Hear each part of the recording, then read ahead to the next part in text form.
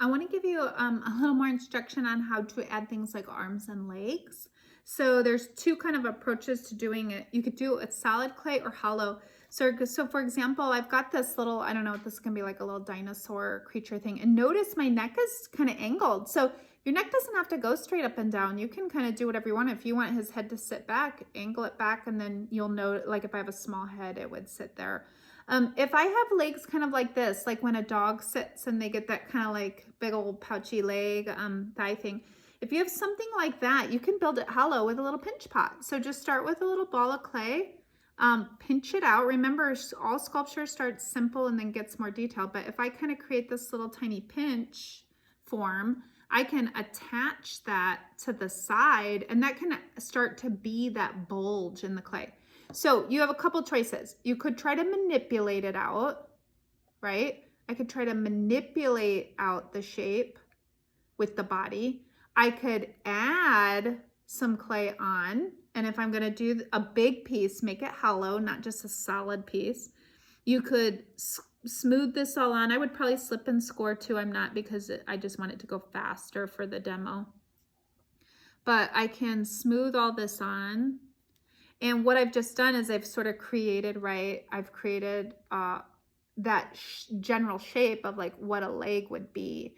And then you can go back with tools with your finger and you can start to,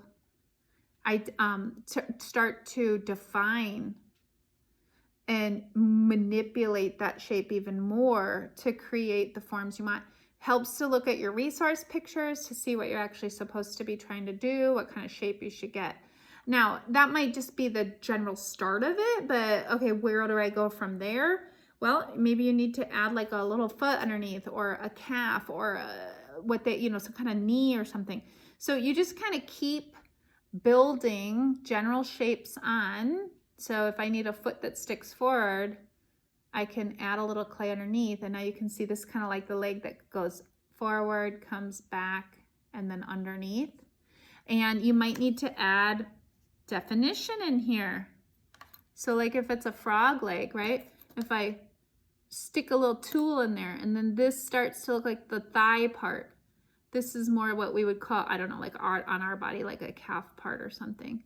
And then maybe I've got the piece that starts to come forward. So this is just one idea. If you can't manipulate the form out by pushing out of your pinch pot body, your coil pot body, then you could also add little pinch areas on. That's for big things. You're also welcome to just make a coil and that's your leg. So I can start making coils like this. Now, I will suggest when you make arms and legs, think about the joints. Does it have an elbow or a knee that bends? And if so, don't leave it straight like this, but think about where would that thing bend? And then don't just curve it. Actually think about bending it in that spot. Maybe you even create little like lines and details, or just a place for it to feel like there's a joint, rather than just like a snake that's curled around. So you can create arms and legs like this, and then you would slip and score them on. So let's say this weird creature, I don't know what this thing is.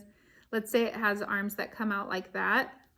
So I could slip and score it on. I'm just gonna use a little water here on my table.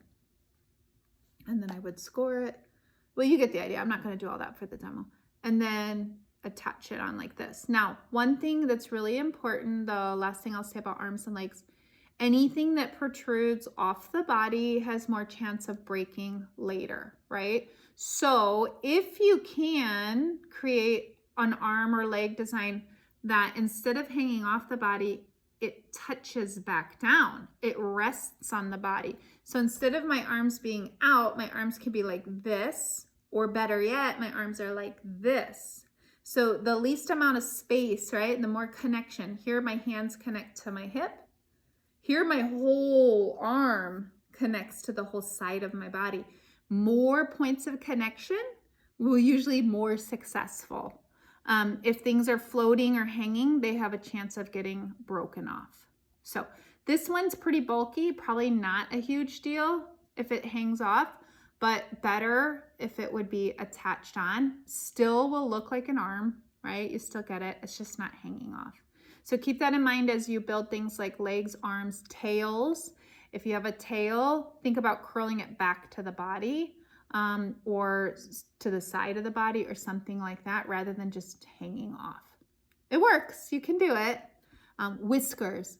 Whiskers shouldn't just poke out.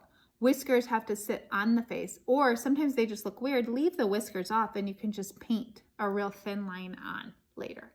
Those are some ideas on how to start to do legs, arms, and maybe some of those other body details.